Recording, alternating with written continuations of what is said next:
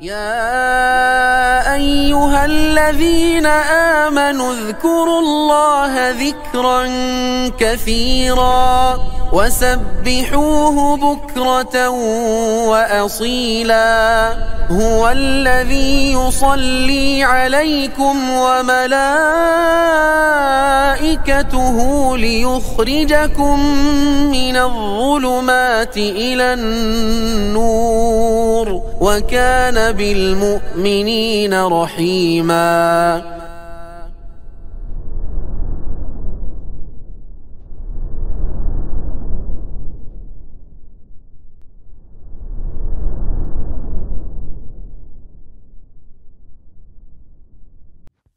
Assalamualaikum warahmatullahi wabarakatuh.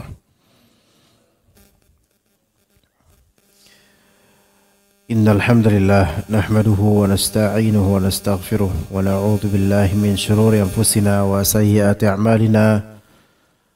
May yahdihillahu fala mudilla lahu wa may yudlil fala hadiya lahu. Ashhadu an la ilaha illallah wahdahu la syarika lahu wa ashhadu anna Muhammadan abduhu wa rasuluh. Allahumma inna nas'aluka bi'anna lakal hamdu la ilaha illa anta al-mannan badi'us samawati wal ard ya hayyu ya qayyum ya dzal jalali wal ikram la ilaha illa anta subhanaka innana kunna minadh zalimin. Allahumma inna nas'aluka ilman nafi'a wa rizqan tayyiba wa 'amalan mutaqabbala wa nas'aluka Allahumma al-huda wat tuqa wal 'afaf والغنى ونعوذ بك من علم لا ينفع ومن قلب لا تخشع ومن قلب لا يخشع ومن نفس لا تشبع ومن دعوة لا يستجاب لها. اللهم علمنا ما ينفعنا وانفعنا بما علمتنا إنك أنت العليم الحكيم. فإن أصدق الحديث كتاب الله وخير الهدي هدي محمد صلى الله عليه وسلم وشر الأمور محدثاتها وكل محدثة بدعة وكل بدعة ضلالة وكل ضلالة في النار. Insyaallah kita mulai bahas dari kelanjutan kitab Mukhtasar Minhaj Al-Qasidin di kitab As-Siyam tentang puasa, atau yang disebut dalam kitab Mukhtasar ini dengan judulnya kitab As-Sawm wa Asrarihi wa Muhimmatihi wa ma yata'allaqu bih. Kitab tentang puasa dan rahasia-rahasianya, kebaikan-kebaikannya, kepentingan-kepentingannya dan apa yang berkaitan dengannya. Kita bahas terlebih dahulu tentang hakikat dari puasa itu sendiri secara fikih.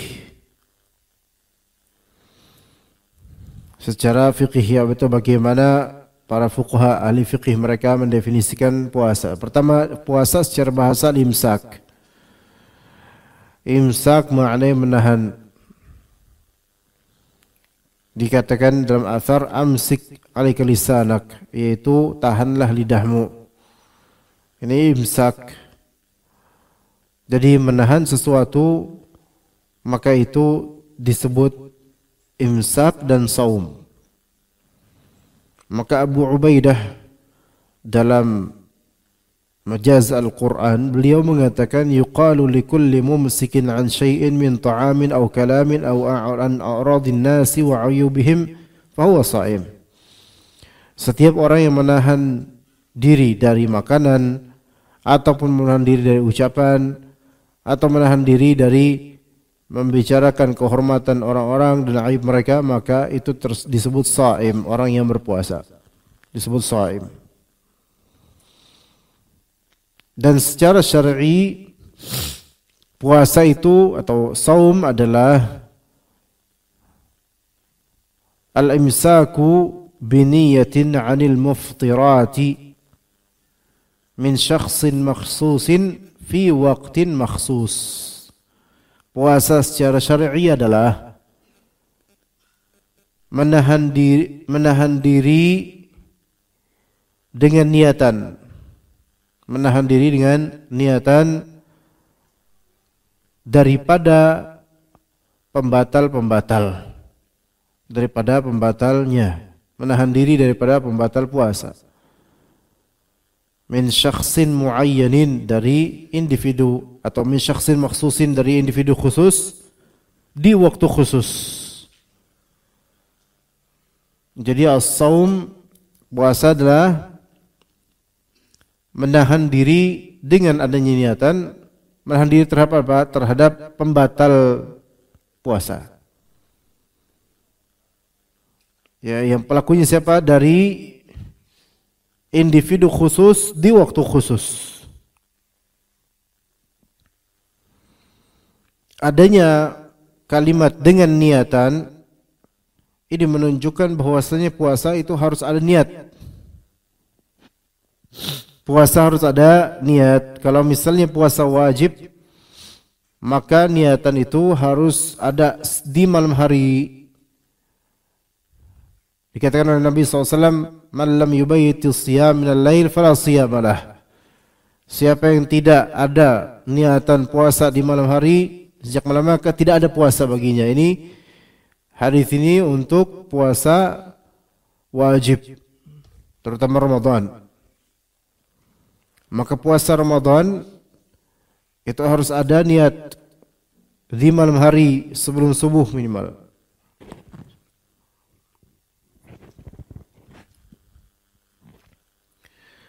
Adapun puasa sunnah tetap harus ada niatan.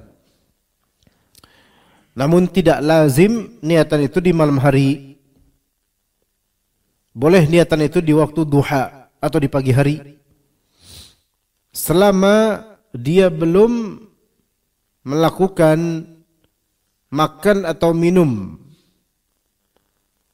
antara waktu subuh sampai dia meniatkan puasa sunnah. Hal ini sebagaimana Nabi SAW pernah pulang ke rumahnya Aisyah radhiyallahu anha.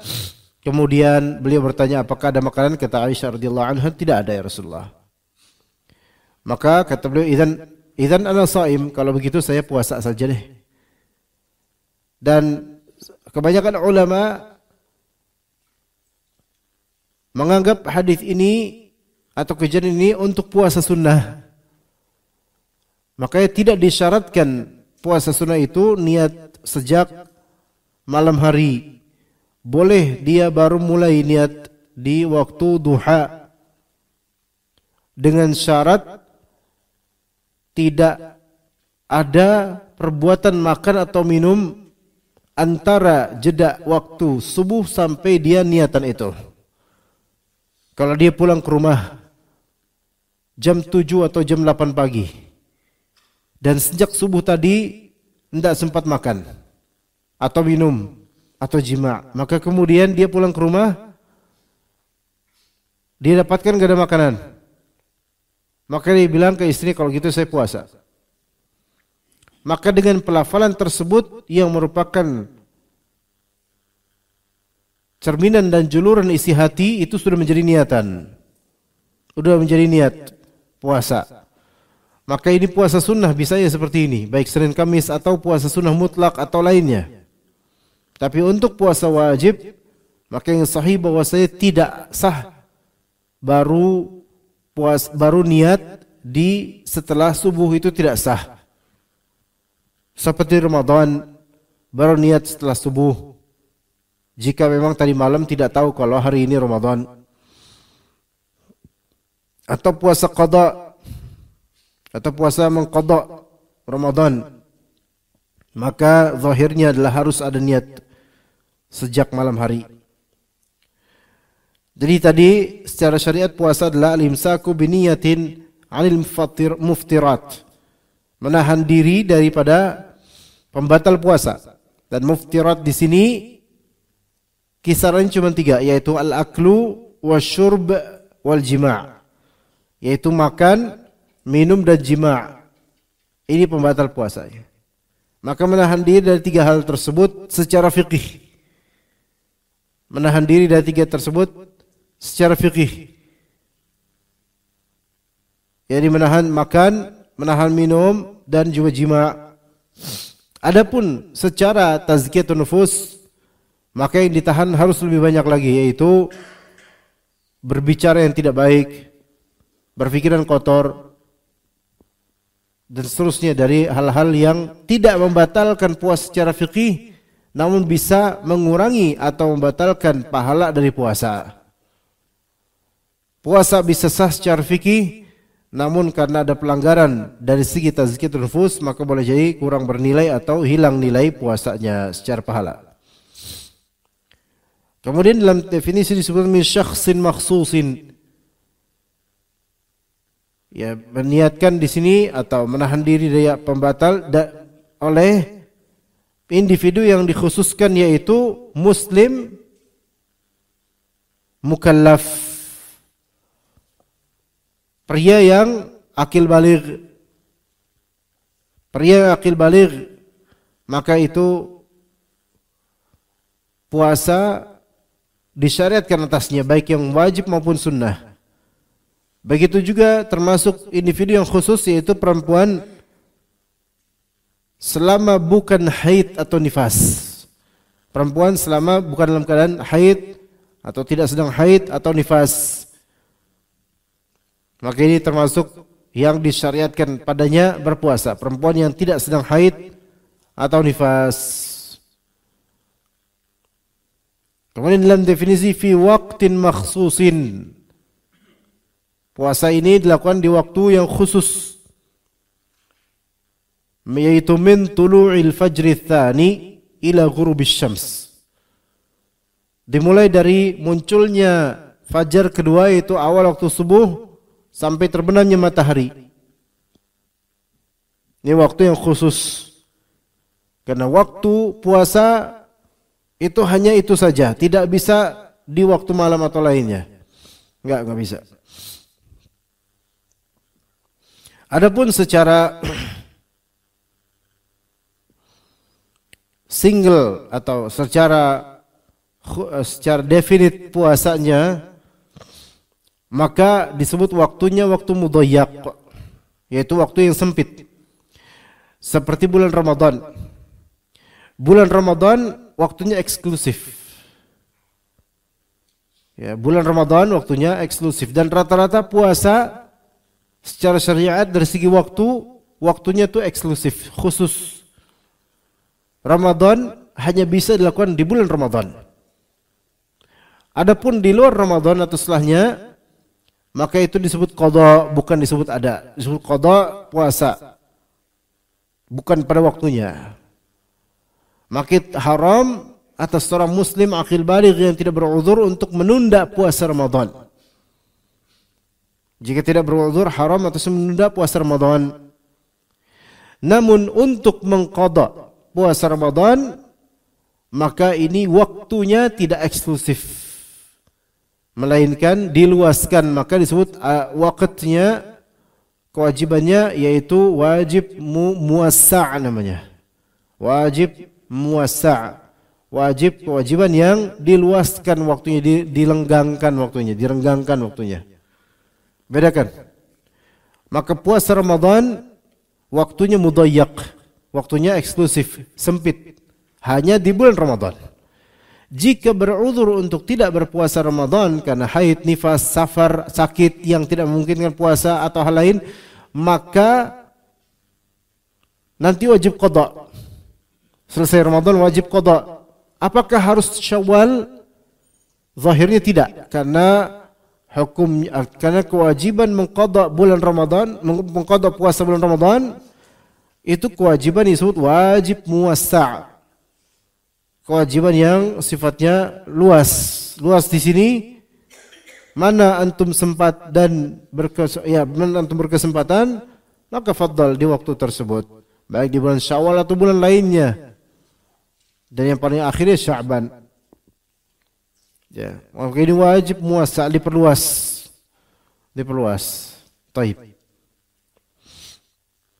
Kita menuju ke kitab Mukhtasar Minhaj al-Qasidin.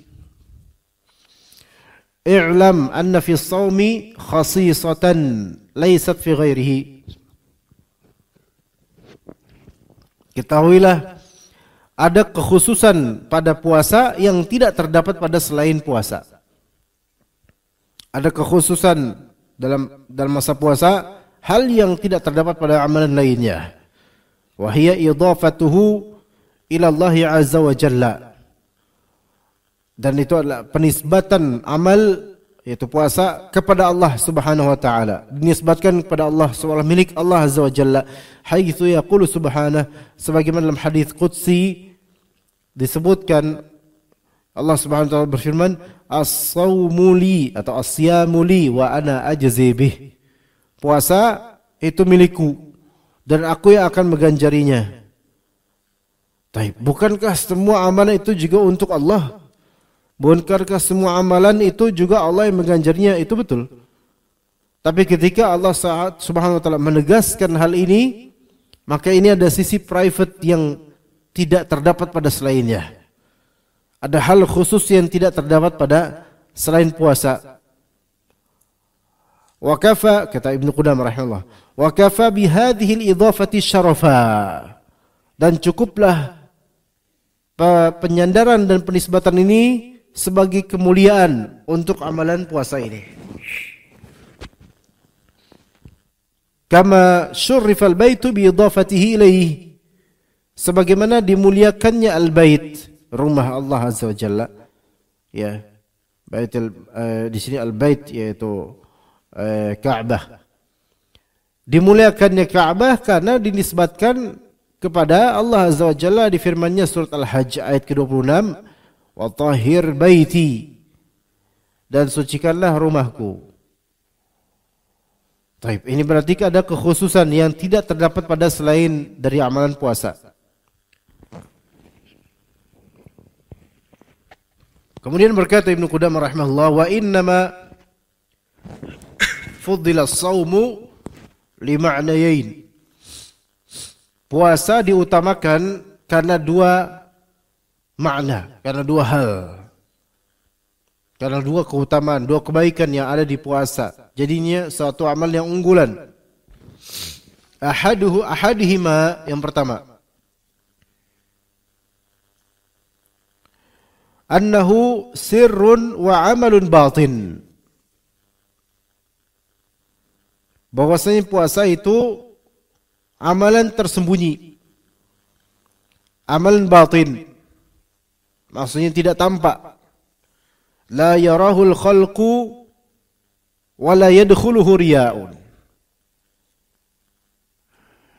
Tidak dilihat oleh makhluk secara zahir dan tidak masuk padanya riya secara umum. Ya, tidak dilihat oleh makhluk secara zahir dan tidak masuk padanya riya secara umum.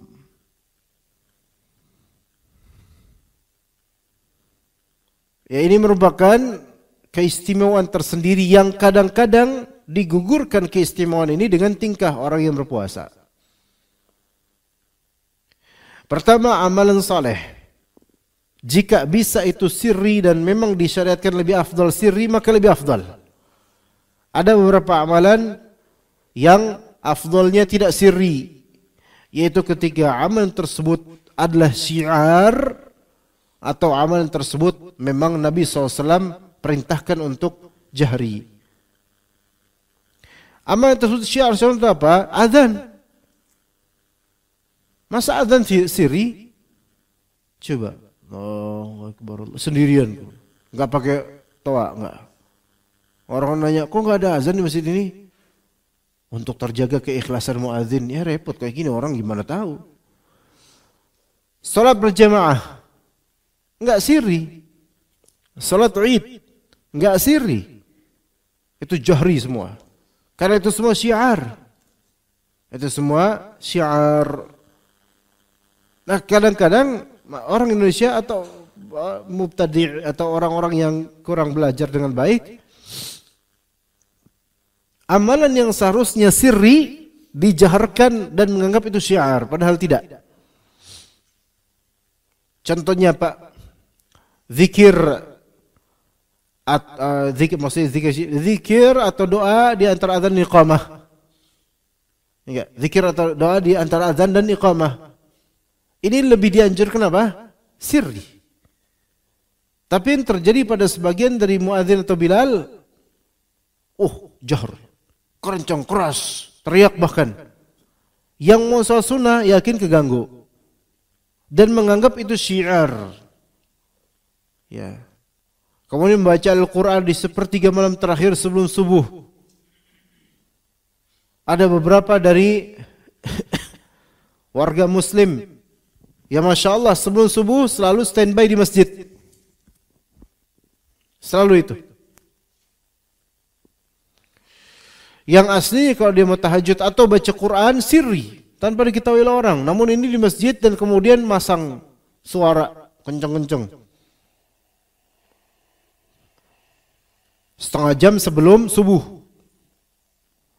Harusnya itu amalan sirri malah menjadi jahri dan dianggap syiar, padahal ini bid'ah.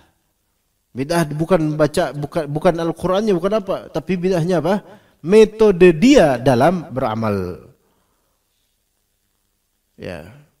Dan menganggap ini syiar, betul bahwasanya amal-amalan syiar itu jahri, tapi syiar itu sesuai dengan apa yang ada di hadis Nabi SAW. Atau amalan-amalan yang kedua, yaitu amalan jahri yang lebih afdal, yaitu amalan yang memang dalam hadis digambarkan oleh Nabi atau diperintah oleh Nabi untuk apa? Rame-rame atau jahar bareng-bareng dan terang-terangan. Seperti jalan ke tempat sholat Id. Ini amalan yang jahri. Gimana antum bisa sirri dengan ini? Lewat tanah gitu, lewat kabel yang sedang ditanam sekarang di tanah. Proyek 2024 ya gitu. Sehingga agak macet.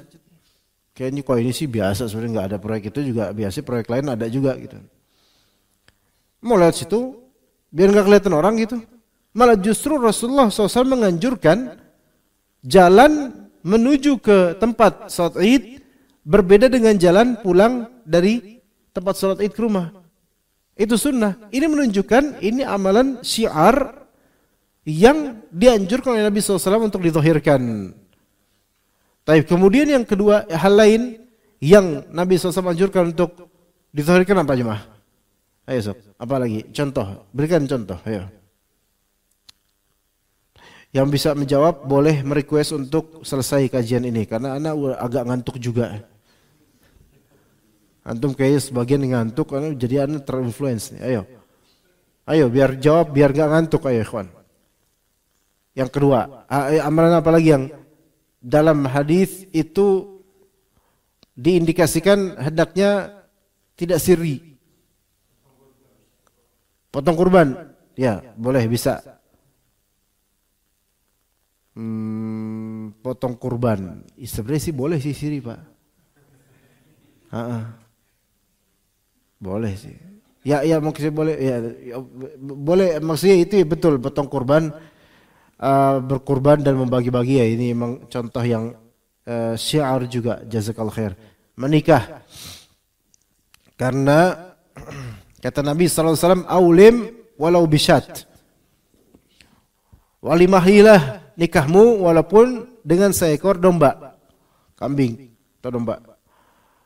Perintah walimah ini menunjukkan asalnya nikah itu dijabarkan, diterangkan atau disyiarkan, diberitahu ke orang-orang.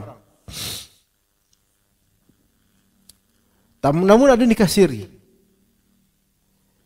Siri di sini suatu istilah syar'i, tapi juga ada istilah undang-undang.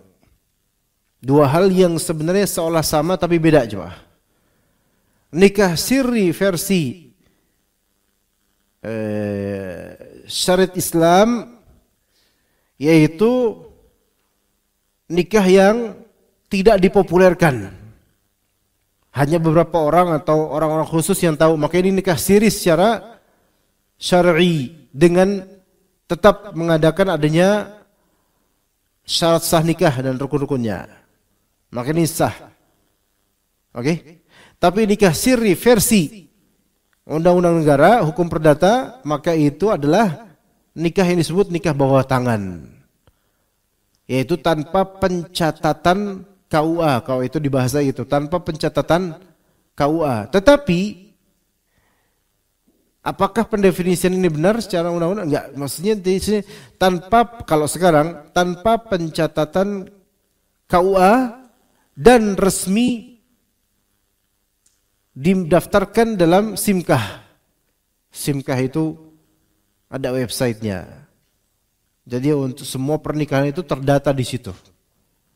Apalagi sekarang di kota-kota besar itu pakai barcode. Buku nikah sekarang pakai barcode, Pak. Iya. Antum enggak pakai kan? Karena udah lama. Makanya nikah lagi supaya dapat barcode itu. Iya. Nikah lagi, Pak. Nanti dapat barcode itu. Gitu. Tujuan nikah kan supaya dapat barcode itu, Pak. Jelek banget. Maka kalau tidak gini, kalau nikah tidak sampai ada isbat sehingga dapat barcode dan buku nikah resmi, atau hanya sebatas keterangan surat nikah KUA, itu masih disebut siri secara undang-undang. Karena tidak ada backup hukum di balik itu. Surat nikah doang itu hanya paling cuma bisa untuk lapor ke RT doang. Kalau dia udah nikah gitu. Tapi nggak ada ketetapan hukum dari negara. Jadi ketika mengajukan perceraian nggak bisa pakai surat nikah. Harus ada bukti buku nikah. Dan terdaftar dengan barcode untuk buku yang terbitan tahun-tahun belakangan ini. Kalau buku antum ya mungkin udah bau lemari ya, maka itu nggak harus dengan barcode karena nggak ada. Tapi insya Allah tercatat di SIMKAH. Yang penting nomornya kan. Nah begitu. Makanya ini nikah siri secara undang-undang negara. Dan negara menganggap nikah bawah tangan atau nikah siri versi mereka itu tidak sah secara negara. Maksudnya tidak sah adalah tidak mempunyai legalitas dan pertanggungjawaban hukum. Namun negara tidak menafikan keabsahan secara agama. Nah ini pahami baik-baik. Tidak menafikan keabsahan secara agama. Dalam arti lain, negara ini tidak memerangi pernikahan. Enggak. Ini yang banyak disalahpahami oleh sebagian pihak. Ya, dikira bahwasanya ketika negara tidak memberikan payung hukum kepada orang-orang nikah siri, berarti negara memerangi pernikahan atau memerangi poligami dan enggak. Sama sekali enggak seperti itu. Ya. Secara umum enggak seperti itu. Itu salah, anggapan salah. Melainkan negara-negara yang memerlukan bukti dan legalitas. Ya kayak misalnya antum usaha produk apa gitu, tapi antum belum daftar di HAKI atau mungkin mungkin tidak ada legalitas, belum daftar BPOM atau dan seterusnya, belum ada itu. Apakah negara tidak mengakui antum jualan? Negara tahu antum jualan. Oke, jualan fadol. Tapi ketika ada kasus atau masalah, antum nggak bisa punya badan hukum di situ, gitu. Nggak pertanggungjawaban negara atau apa, nggak ada. Seperti itu.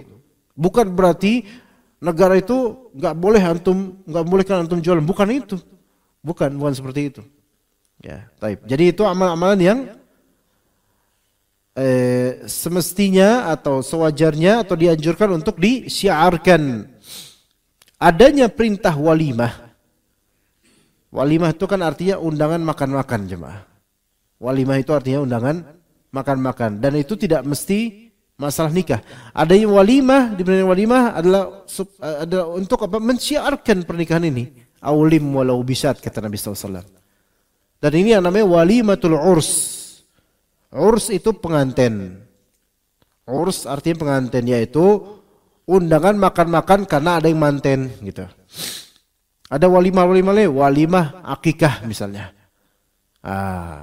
Oke, sekarang mungkin nggak perlu ngundang mungkin. Tapi bisa dengan cara bagi-bagi. Ini juga masuk dalam makna walimah. Karena membagi-bagi makanan. Karena walimah itu kan tentang makanan pokoknya. Ada juga walimah safar atau walimah tasyakur. Ya, undangan makan-makan karena mau safar, ya, itu boleh-boleh aja selama tidak ada tambahan kebid'ahan di situ. Walimah karena mau safar nanti mau umrah, ya silahkan kalau emang tasyakuran seperti itu fadhal, cuman jangan tambah-tambahin macam-macam. Cukup makan-makan aja selesai. Atau mungkin boleh ada kajian nggak apa-apa. Ya. Maka ini semua undangan makan-makan apapun tujuannya selama mubah itu namanya walimah. Ya, itu kan namanya walimah secara bahasa. Taib. Jadi amalan puasa ini amalan sirri asalnya, amalan batin. Yaitu batin maksudnya tidak tampak. Tidak terlihat oleh makhluk secara zahir. Karena ini bukan amalan yang tampak dan tidak masuk padanya riya secara umum, secara global. Ini tidak menafikan bahwasanya boleh jadi ada orang puasa tapi riya, ya. Atau sum'ah. Yaitu dia mengabarkan dan mungkin dia memberitahu orang bahwasanya dia dengan puasa dengan tujuan orang memujinya atau menganggapnya itu Masya Allah dia puasa. Beda nih, ya gitu. Maka ini masuk dalamnya riya. Maka kita katakan wala yadkhuluhu riya. Tidak puasa tidak masuk padanya riya secara umum. Namun case per case kadang-kadang ada orang yang terjangkit riya dalam keadaan dia puasa. Mungkin ketika dia memang mengabarkan dan maksud dari itu adalah pujian dan dunia, maka ini masuk ke dalam larangan. Ya.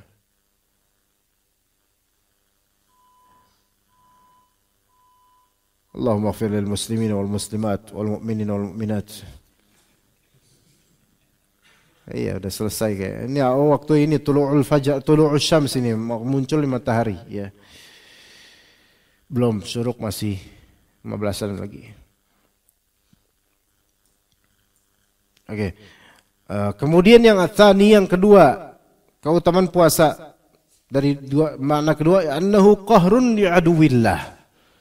Bahwasanya puasa itu penundukan terhadap musuh Allah, syaitan.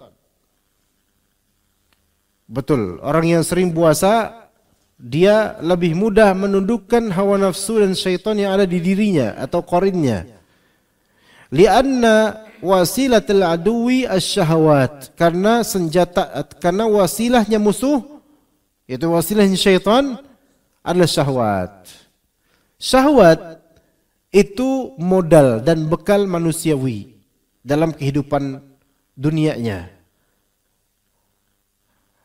Karena tanpa syahwat manusia tidak doyan makan, tidak doyan minum. Coba sekarang kalau misalnya terhampar depan antum di toko es ada es campur dengan beragam macam model. Suka? Suka. Lagi lapar, antum lihat masakan Padang dan sampingnya warteg. Pengen makan nggak? Pengen. Jangan kan saat itu, sekarang pun pengen, ya kan? Nah itu syahwat, syahwatul batin, ya, syahwat perut, iya. Apalagi yang hobinya makan, kuliner sana sini, itu syahwat perutnya gede, ya. Makan 3 hari sehari, 3 kali sehari, belum toppingnya dan bonusnya. Belum dessertnya, apa namanya, pencuci mulut ke bahasa kita. Buah ini itu, Masya Allah. Belum cemilan. Ini semua bagian dari syahwat. Bisa mubah, bisa terlarang. Tergantung seperti apa dia memanagenya. Adapun kalimat makanlah sebelum lapar dan berhentilah sebelum kenyang, ini hadis palsu. Bukan tidak ternisbatkan kepada Nabi SAW. Walaupun banyak di netizen mereka, Nabi berkata, makanlah sebelum kenyang, makanlah sebelum lapar dan berhentilah sebelum kenyang. Walaupun secara kedokteran, beberapa dokter mengatakan ini kalimat yang betul, bagus.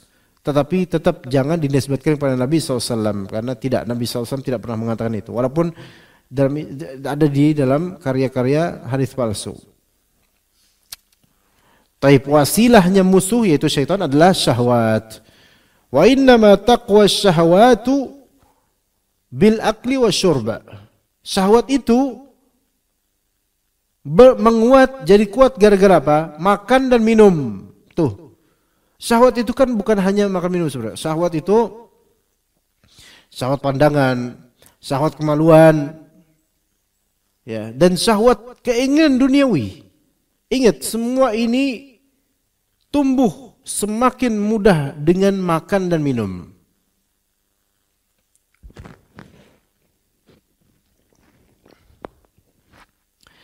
Ketamakan manusia itu walaupun akan dunia biasanya tumbuh lebih kuat karena mudahnya makan dan mudahnya minum. Makanya untuk punya istri, dia mau makan apa antum turutin terus, itu bakal ngelunjak banyak itu. Dari segi keinginan dan keinginan. Jadi dari makan dan minum dulu. Karena seorang perempuan tidak akan beli sepatu tiap hari, namun dia akan makan tiap hari. Seorang laki-laki juga tidak akan jajan setiap hari atau mungkin bisa setiap hari. Tapi sebabnya adalah apa? Karena tertunaikan makanan dan minuman dengan mudah. Makanya jangan pernah ngira bahwasanya bermudah-mudah dalam menunaikan syahwat perut itu tidak punya efek untuk ketamakan dunia. Jangan ngira begitu cuma. Ya. Karena itulah disyariatkan puasa dan menjadi rukun Islam keempat setelah zakat. Karena menetralisir syahwat perut yang mana ini menjadi sumber untuk keinginan kalbu menuju syahwat berikutnya.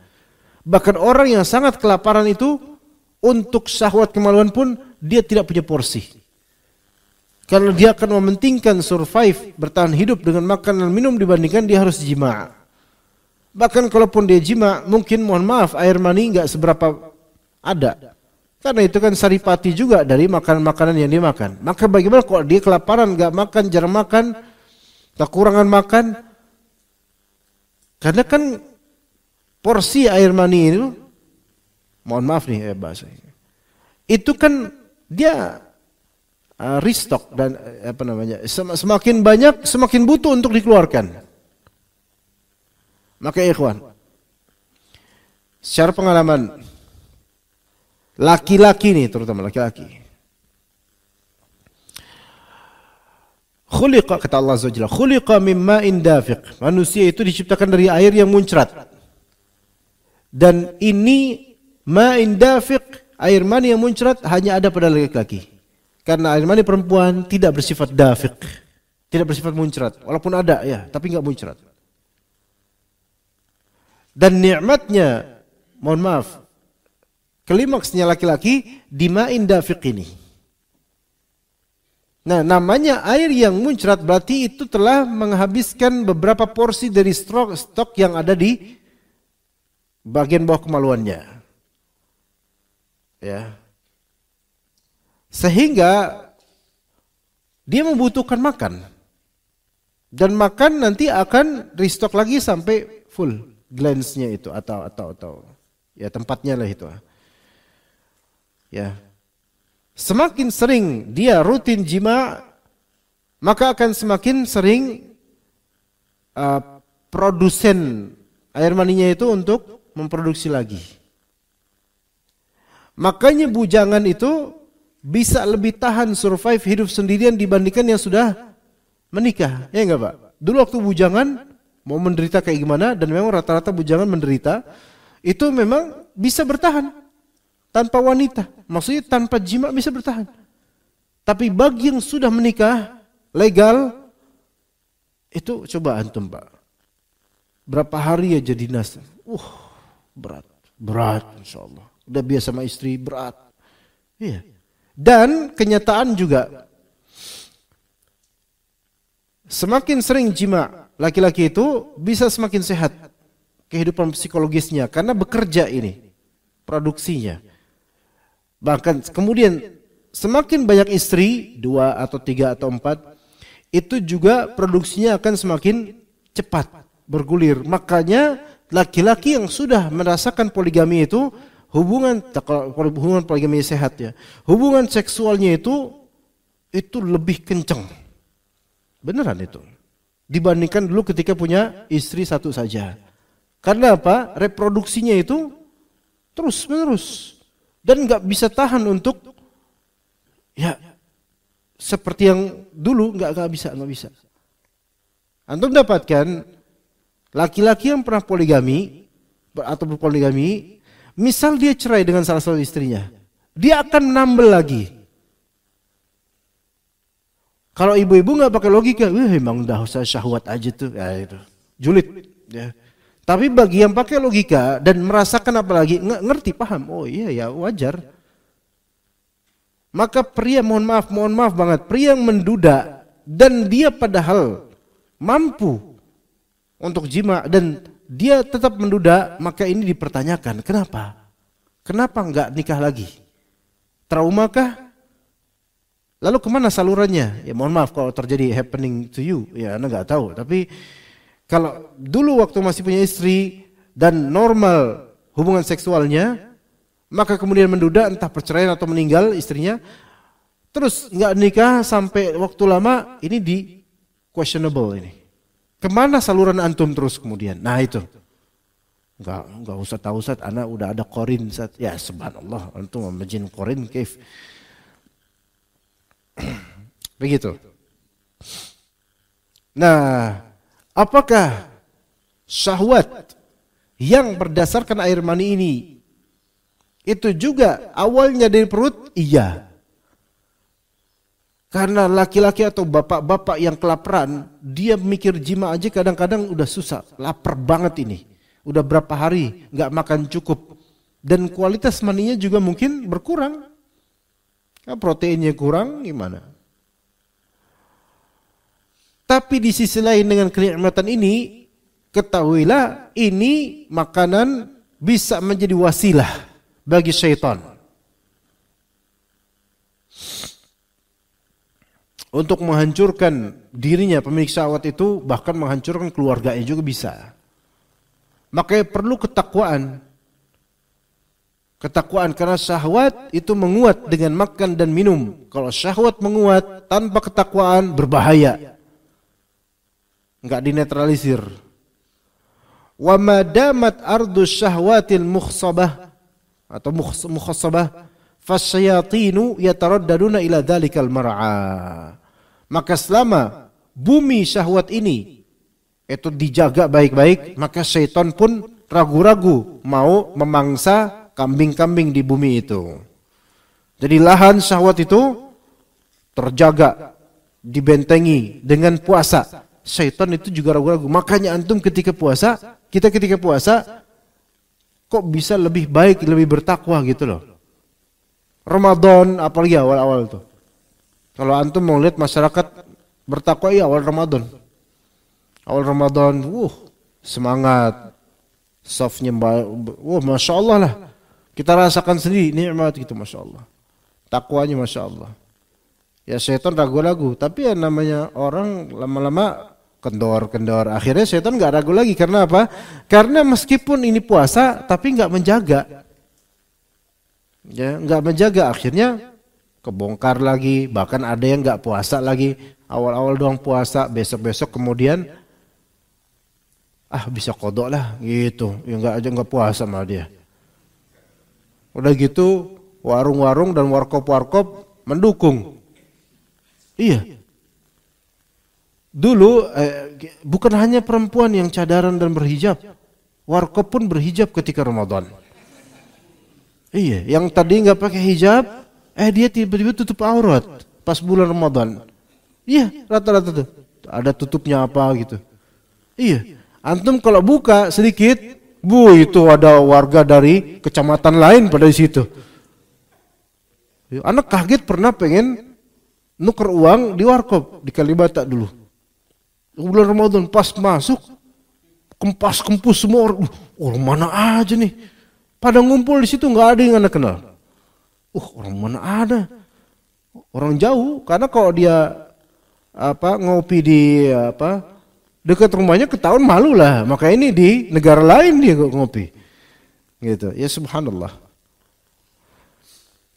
Pakai sutroh dia, pakai sutroh. Jadi masya Allah bukan masjid aja pakai sutroh. Ternyata warkop juga pakai sutroh.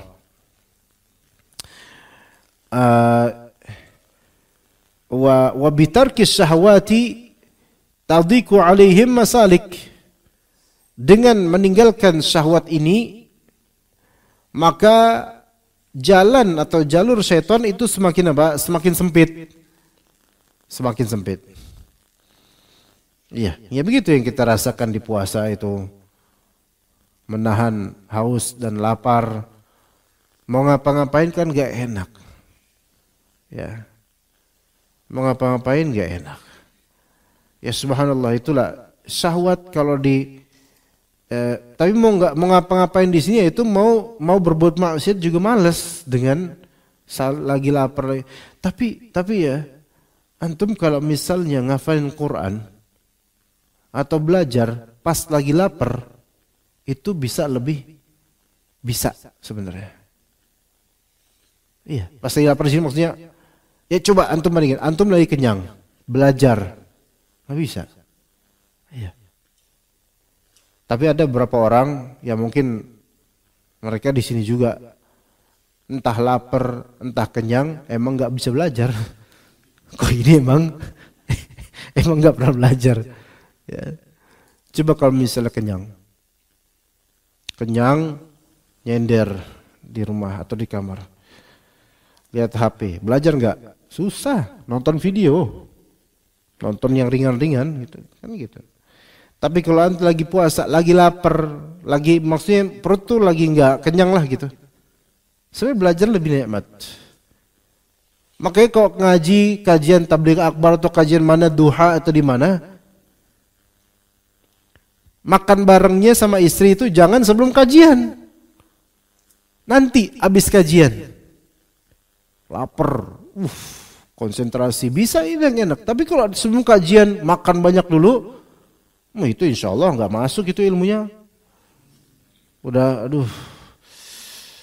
pengen bobo gitu. Akhir bobo. Kayak biasanya sih. Ya. Nggak enak. Maka coba di MT dulu. Di kosongin dulu, belajar. Ngafalin Quran juga gitu.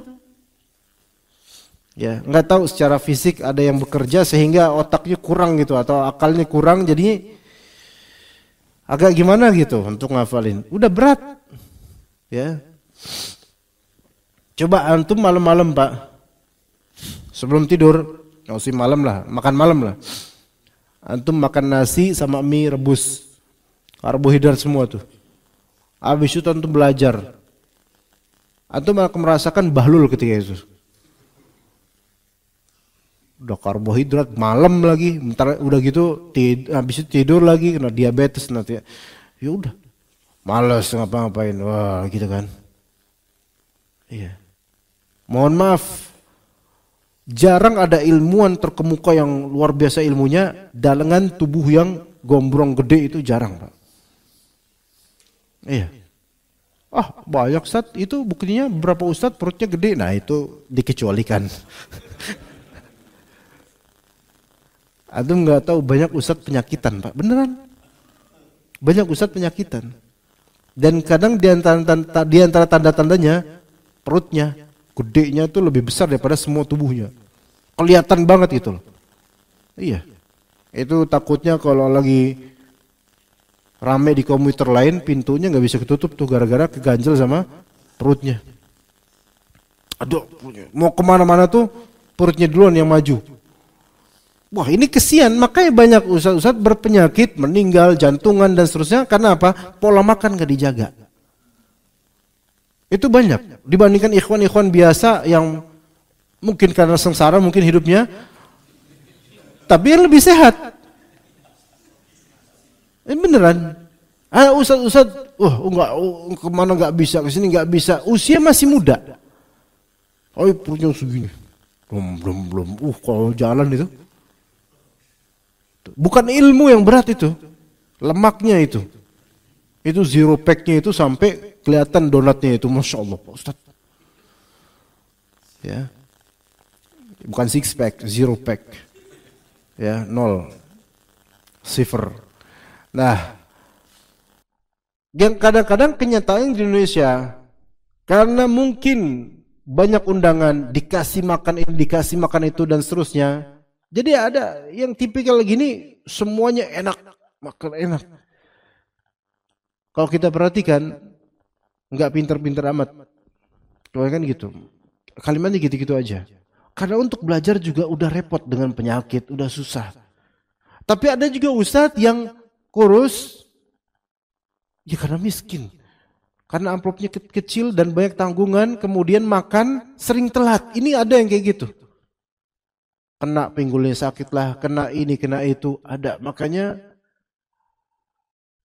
kalau antum dapetin ustadz yang memang prima, terus ini berarti alhamdulillah Allah berikan karunia, alhamdulillah.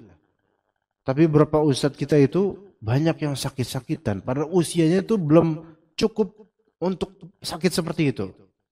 Begitu. Ya karena mungkin jam terbang, jadwal makan yang ancur-ancuran gitu. Betul di sini ustadz-ustadz ini menahan syahwatnya, ya misalnya.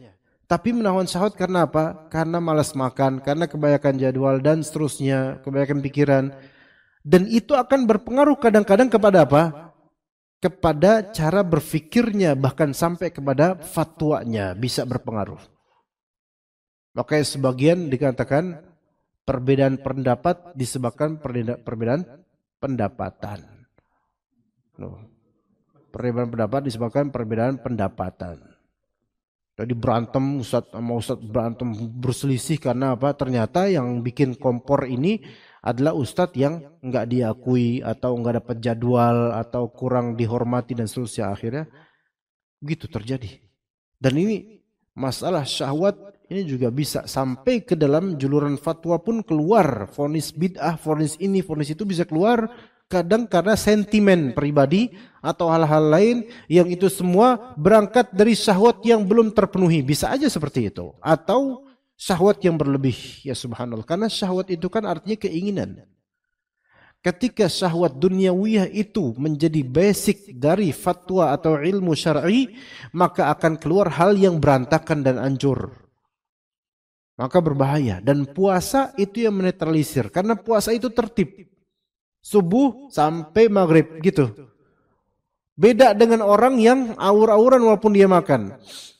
Makan pagi jam 9, kadang jam 6. Ini kadang makan siang jam 3. Kadang dijamak takdim makan siangnya yaitu dengan makan pagi jam 8. Jam siangnya enggak makan. Kalau siklusnya kayak gini makanya kena mah. Karena gesekan di lambungnya itu. Jadwalnya itu awur-awuran, lambungnya juga bingung. Ya. Akhirnya kena GERD, mah, kemudian lemes, lesu, ngisi kajian juga malas, apalagi di masjid ini udah kurang dihargain, jemaahnya dikit, amplopnya syukron. Males. Ya. Semoga Allah Ta'ala menjaga para da'i kaum muslimin, terutama da'i-da'i sunnah, karena mereka penting sekali keberadaannya, walaupun kita belum memenuhi hak banyak dari mereka, tapi semoga Allah jaga. Ya, jadi orang tua anak itu selalu mewanti-wanti agar banyak minum, kemudian makan teratur. Kalau enggak puasa makan teratur, kalau puasa ya puasa sok gitu kan, rutinin. Nah, karena apa? Karena memang pengalaman dari orang tua anak dan banyak dari melihat itu, banyak dari ustadz, ini bukan ustadz sunnah aja, ustadz manapun, pokoknya labelnya ustadz lah kayak gitu loh. Itu banyak yang berpenyakit gitu loh. Sebabnya bukan karena keturunan, sebabnya karena pola makan. Iya. Ana waktu ke Solok, Pak. Solok, Padang. Nah, ini banyak orang Padang di sini. Bukan Padang, Sumatera Barat ya. Itu waktu daurah di sana berapa hari. Karena Abi Ana kan dulu juga suka diundang ke beberapa kota gitu. Jadi ngerti banget bagaimana panitia itu ingin memuliakan ustadznya. Ini salah satunya. Ya, panitia memuliakan ustadznya itu digelontorkan syahwat makanan dan minuman. Beneran. Karena itulah satu-satunya cara untuk memuliakan selain dari amplop ya. Makanan. Apalagi Sumatera Barat yang antum tahu santan ini semua, masya Allah, nikmat, masya Allah. Iya, mantap semuanya. Makanya pengen lagi di sana. Ya, ya masya Allah. Abiana mewanti-wanti, itu panitia itu akan menghormatimu atau menghargaimu dengan cara ngasih makanan yang banyak. Kalau Jawa mungkin gula atau apalah gitu atau apa gitu. Kalau Sumatera kan santan-santan dan semisalnya. Karena tradisinya begitu. Maka iya, nah, sampai di Pariaman, di Padang itu ya langsung apa namanya ke tempat masakan Padang itu kayak di restoran sederhana banyak. Ini sampai pagiannya aja, nah, bayangin, anak pengen balik. Masya Allah. Ini aman banget, masya Allah. Karena dihampari makanan bebas, Ustaz, fadol. Ada makan apa aja, tunjang lah. Kemudian, itu semua, subhanallah, Anda sampai sekarang mendambakan itu kembali gitu. Karena kan nggak bayar, Anda. Sampai sholat pun kemudian makan gitu lagi. Nggak pernah makan rumahan, restoran semua. Dan antum tahu restoran Padang yang dijajakan kumpulannya, masya Allah, subhanallah, ya luar biasa itu. Ini karena lagi lapar aja ngomong kayak gini. Nah, kemudian kata Abiana apa? Kamu jangan makan yang berlemak di situ nanti, yang bikin kolesterol tinggi, babat, gitu kan, usus ini itu, ya. Ternyata nasihat itu tertinggal di Jakarta. Iya, nggak sampai Sumatera Barat. Sampai sana, Ana lupa semua nasihat itu. Khilaf, iya. Khilaf kan nggak apa-apa, yang penting bukan khilafus sunnah, ya kan? Makan banyak, ya. Alhamdulillah prima, nggak berat sini, nggak tahu. Alhamdulillah mungkin doa orang tua kali tahu kalau Anda bakal kayak gitu. Akhirnya doain supaya nggak kena apa-apa. Dan memang kata Biana, ustadz banyak yang ketika isi daurah atau kemana itu sakit, pas daurah. Sakit dan rata-rata sakitnya jauh-jauh, kolesterol darah tinggi, hipertensi, gitu-gitu aja. Karena apa? Disuguhin sama panitia yang the best versi mereka, dan mereka panitia itu pengennya itu untuk membahagiakan aja, nggak ngerti kalau ini ustadz bakal menderita pada waktunya gitu loh. Iya. Apalagi ini ustadz besar badannya, perutnya ini dikasih gitu, pasti itu kena semua, babat semua, habis. Belum mulai daurah udah ngeluh. Aduh, ada minyak kayu putih nggak? Mulai tahu itu kayak gitu kan? Kenapa? Syahwat. Ternyata kalau syahwat itu diturutin, syahwat perlu diturutin, banyak hal-hal terhalang dari kebaikan. Begitu. Makanya para ustadz itu antum bahagiain dengan apa? Dengan dunia, dengan amplop itu bisa menghalangi dia dari kebaikan. Kalau amplopnya terlalu tebal. Antum bahagiakan dengan makanan luar biasa, itu bisa menghalangi dia juga dari kebaikan. Beneran. Standar-standar aja. Sebagai Rasulullah itu diservis oleh para sahabat paling cuman ngasihin air, makanan sederhana. Bener dulu di zaman sahabat, di zaman Rasulullah. Mau BAB atau BAK dibawain air gitu. Nggak sampai yang luar biasa gitu, nggak. Ya, tapi ternyata emang zaman berubah dan begitu cara penghormatan terhadap para ustadz, dan tinggal kita gimana ngeremnya gitu. Baik, mungkin materi kita cukup sampai sini. Nanti pada pertemuan berikutnya kita akan membahas tentang sunnah-sunnah dalam berpuasa. Sampai sini ada pertanyaan nggak jemaah? Tidak ada? Pak, betul. Siapa? Waalaikumsalam warahmatullahi wabarakatuh. Fadl.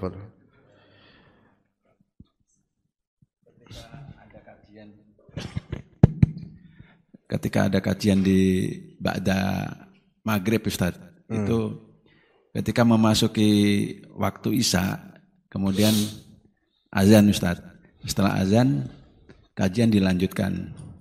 Sampai kadang-kadang itu kajian itu setelah dari Isya itu bisa sampai 20 sampai 25 menit.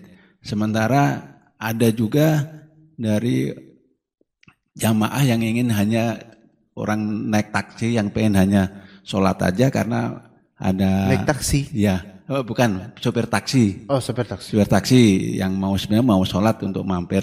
Tapi karena ada kajian dia nggak ikut, akhirnya sholat sendiri. Nah itu sebenarnya bagaimana Ustaz? Sebaiknya dari kajian itu apakah nggak sebaiknya pada waktu setelah selesai setelah azan waktunya untuk sholat itu sholat dulu baru dilanjutkan kajian. Karena saya lihat, saya pernah ngalamin juga itu Ustaz. Jadi saya datang ke masjid, niat saya hanya untuk sholat, tapi ternyata di situ malah ada acara yang diselenggarakan. Akhirnya saya nggak bisa sholat jamaah malahan gitu. Gimana Ustaz gitu? Ini kondisional semuanya, ini nggak bisa diatur sana sini ya. Jadi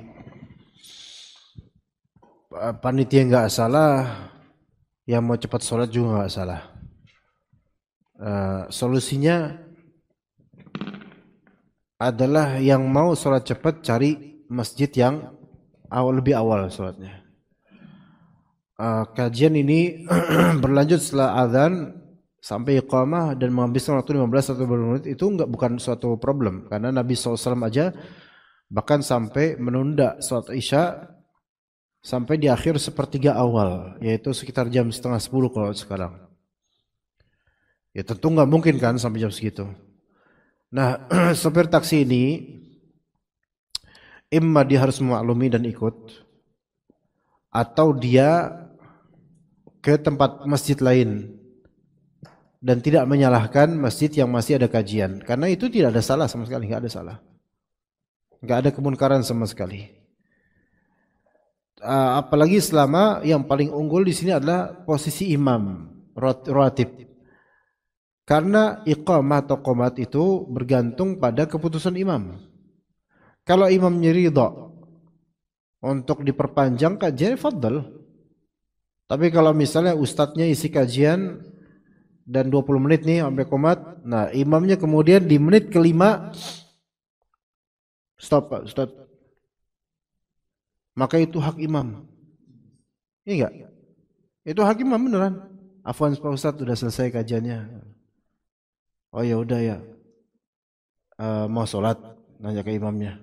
Dia bilang enggak, pengen aja nyetop antum gitu katanya. Kok kayak gini baru nggak boleh. Tapi kalau emang disuruh stop, imamnya nyuruh stop karena mau sholat, diajarkan sholat, dia mau jadi imam, maka ini hak imam. Ustadz sekibar apapun wajib nurut. Ya. Nah kecuali tadi sopir taksinya itu yang jadi imam. Dan dia memperhati, boleh dia nyetop. Tapi kan dia bukan siapa-siapa, ya udah terima aja.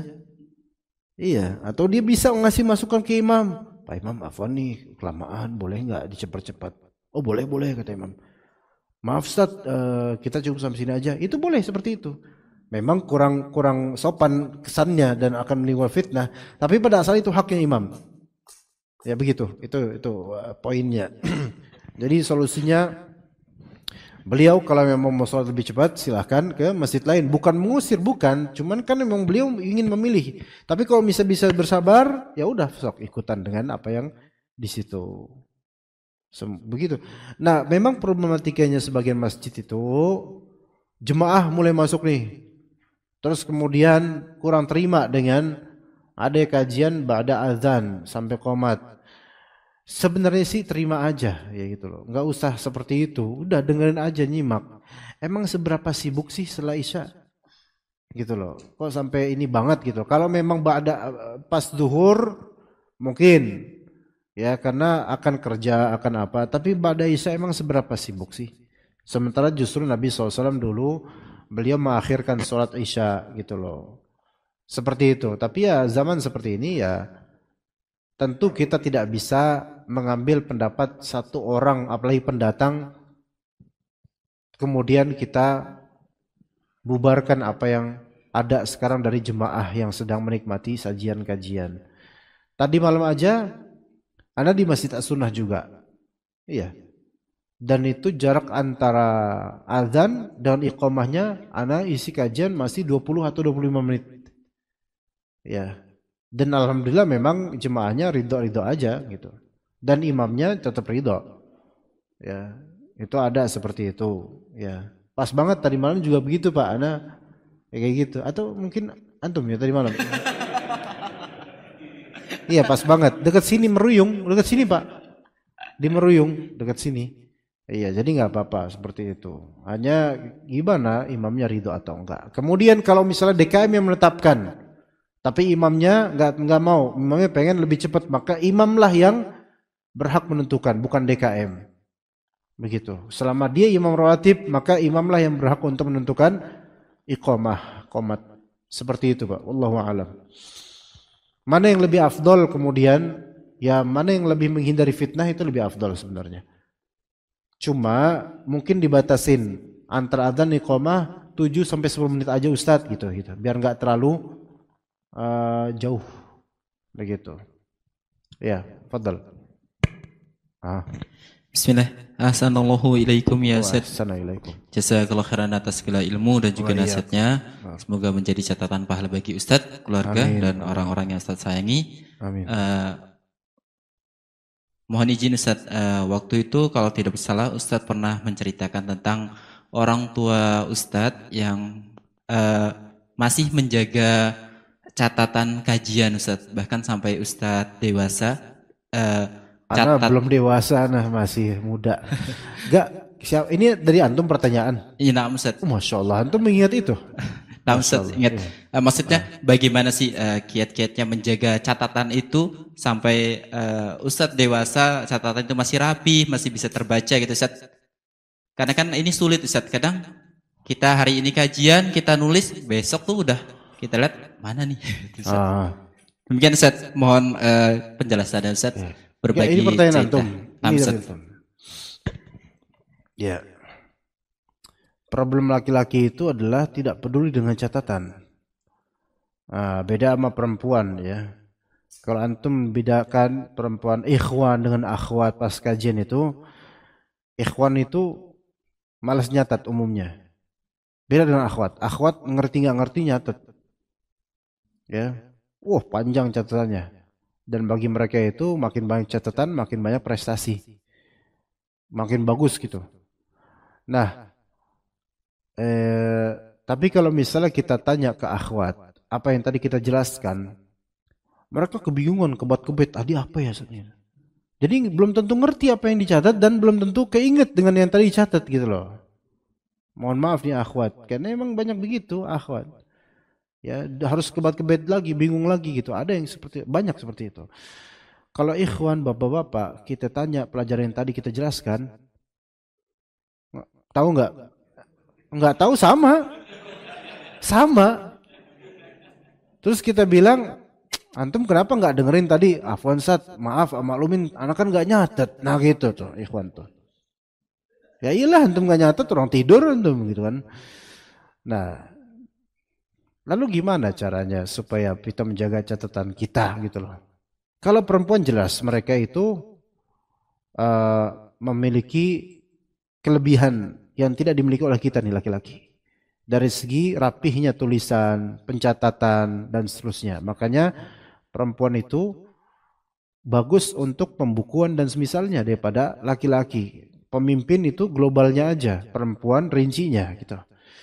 Nah, ketika laki-laki itu mencatat, maka yang lebih afdol buat laki-laki itu adalah memahami, bukan mencatat sebenarnya. Umumnya kita nggak ngomongin thalabul ilm doang, tapi umumnya laki-laki. Antum sebagai laki-laki kan sering pergi kemana-mana. Lebih afdol ketika catat, antum pahami poin yang global. Laki-laki begitu. Sehingga cara catatan laki-laki itu nggak bisa sama dengan perempuan. Laki-laki itu catat poin globalnya, pahamin dan rincinya dia bisa jabarin. Gitu laki-laki. Kalau perempuan itu dia mencatat lebih rinci, itu lebih prestige buat dia. Tapi Kalau ditanya globalnya bingung. Masing-masing ada kelengkapan kebaikan tersendiri kok. Antum nyari kaos kaki hilang nggak bakal bisa, Pak. Kaos kaki antum yang hilang bingung antum di mana. Tapi tanya istri, itu ensiklopedia pecicilan. Ensiklopedia hal-hal yang pecicilan, perintilan ya, hal-hal kecil tahu mereka. Nah, berangkat dari itu, maka laki-laki wajar kalau pencatatannya itu amburadul. Selain memang tulisannya itu jelek juga tulisannya biasanya laki-laki. Ya dibilang dokter enggak, tapi sering periksa dokter. Ya penyakitan lagi nih berarti ini. Nah, laki-laki itu bukan unggul di pencatatan sebenarnya, tapi unggul di pemahaman. Gitu. Makanya ana maklumi Pak, antum enggak nyatet tuh ana maklumi. Ya, karena memang pemalas. Iya. Iya, kita lagi-lagi pemalas, subhanallah. Iya, Ustadz ngomong apa enggak dicatat. Dipikirin enggak, ya. Diingat belum tentu juga. Yang penting kan makan pagi ada, kan itu intinya. Nah, maka bukan prestasi laki-laki itu punya catatan banyak bundel-bundel, bukan itu. Ana yang cerita ketika itu catatan ibu Ana. Ibu Ana, bukan bapak Ana. Karena kalau Ana lihat catatan abi Ana dulu, Ana nggak paham ini nulis apa, karena tulisan abi Ana jelek banget, beneran. Tulisan orang zaman dulu udah kayak hampir mirip dokter ya. Tapi Ana melihat juga catatan abi Ana di kitab-kitab, iya, ada. Ana punya kitab Fathul Bari, Syarah Sahih Bukhari. Ana beli waktu itu sama murid Ana tahun 2013-an atau 2014-an. 8 jilid, tapi versi tebal-tebal 8 jilid. Karena asli kan dia belasan jilid, tapi ini versi lebih kecil tulisannya. Itu abi Ana dulu waktu masih kuat kajian kerukut ke kajiannya Ustaz Hakim Abdul Hakim rahimahullah, itu pakai buku Ana, minjem buku Ana, Fathul Bari itu. Kadang nyatet. Ya itu Ana enggak paham ini nulis apa. Artinya laki-laki itu sealim apapun banyak catatannya berantakan. Wajar, itu wajar banget karena laki-laki enggak begitu, enggak rinci itu. Tapi dia harus paham gitu. Nah, maka antum kalau misalnya mau mengarsipkan catatan, kalau antum memang laki-laki, lebih terarsipkan yang afdol adalah di pikiran antum, supaya bisa antum bawa kemana-mana itu amal catatan itu, itu pikiran itu lebih afdol. Ya, bukan tulisannya. Tulisan bagus, kata Imam Syafi'i, qayyid al-ilm bil kitabah, ikatlah ilmu dengan tulisan, betul. Tapi coba itu di zaman seperti sekarang, kalau antum tulis semua dengan tulisan, itu banyak waktu itu enggak efektif. Maka zaman sekarang itu sudah ada handphone, antum bisa nyatat di handphone dan semisalnya. Lebih efektivitas ini sekarang harus efisiensi waktu itu harus lebih dijaga lagi. Karena kegiatan laki-laki sekarang mungkin lebih banyak. Nah, kalau misalnya memang kita mau mencatat dan mencita-citakan supaya anak-anak kita itu nanti insya Allah melihat catatan kita, sebenarnya itu suatu poin yang bagus, betul. Tetapi anak-anak sekarang itu belum tentu terinspirasi dari catatan antum. Anak-anak sekarang beda. Generasi alfa itu mereka belum tentu tersensasikan ketika melihat bapaknya dulu mencatat. Karena anak sekarang itu bukan mencatat, sukanya dengan bukti foto. Makanya antum selfie aja terus kalau pas kajian biar kelihatan sama antum. Gitu? Enggak juga. Lalu gimana caranya supaya anak kita terinspirasi akan ilmu? Lidah antum, ceramah antum, omongan antum ke anak, itu yang akan lebih diingat oleh mereka dibandingkan catatan antum. Laki-laki. Kalau perempuan faddal, perempuan forever selamanya mencatat. Perempuan memang seperti itu. Bagus mereka catat, rapi tulisan mereka, cepet rapi. Iya, begitu sampai 5 halaman. Itu kalau puas banget itu. Padahal di rumah belum tentu murojaah. Tapi nanti kemudian berapa hari, berapa minggu lihat catatannya banyak banget. Dan boleh jadi belum tentu murojaah juga. Cuman nanti anak-anaknya itu yang akan melihat, itu baru. Kalau anak-anaknya ngelihat dulu ibunya seperti ini, baru terinspirasi. Beda dengan bapaknya. Bapaknya itu lebih dilihat dia apa? Attitude, sikapnya, petuahnya, itu yang dilihat, bukan catatannya. Begitu. Makanya Anda nggak terkesima ngelihat catatan abi Ana. Karena emang emang jelek tulisannya.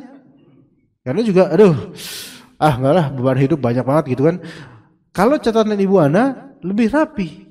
Walaupun buku jadul lebih rapi. Di kitab kuning gitu catatan gini ya. Nah, itu lebih menginspirasi sebenarnya. Karena kita tahu bagaimana seorang perempuan mencatat itu telaten, rajin dan seterusnya. Nah begitu, zaman sekarang anak-anak alfa, generasi alfa atau Gen Z itu enggak ini sama catatan antum. Enggak. Ya walaupun ada insya Allah yang akan terinspirasi, tapi rata-rata mereka tuh lebih melihat ke media sosial antum, melihat ke bagaimana antum dikaji itu, melihat bagaimana antum berpetuah dan seterusnya. Seperti itu. Kecuali kalau antum nyatatnya di media sosial. Seperti catatan kajian antum upload di Facebook. Atau misalnya antum tulis di Facebook faedah-faedah ini. Kemudian pada 10 tahun mendatang anak antum membuka Facebook antum dan searching apa yang antum update di tahun 2024 misalnya. 10 tahun lalu atau 20 tahun lalu. Wih, ternyata bapak saya dulu suka memberi wejangan di media sosial. Itu berpengaruh. Karena anak-anak sekarang itu apa-apa super teknologi mau ke sana. Bukan ke catatan manual. Gitu. Begitu, bukan ke naskah manual. Seperti itu ya. Itu pendapat ana. Ya begitu, wallahu a'lam. Ya, afwan. Ini karena sudah jam 6 lewat ya, kita cukup aja sampai sini insyaallah. Barakallahu fikum jami'an. Terima kasih atas kehadiran antum. Wassallallahu ala nabiyyina Muhammad wa ala alihi wa sahbihi ajma'in. Subhanakallahumma bihamdika asyhadu an la ilaha illa anta astaghfiruka wa atubu ilaik. Wassalamualaikum warahmatullahi wabarakatuh.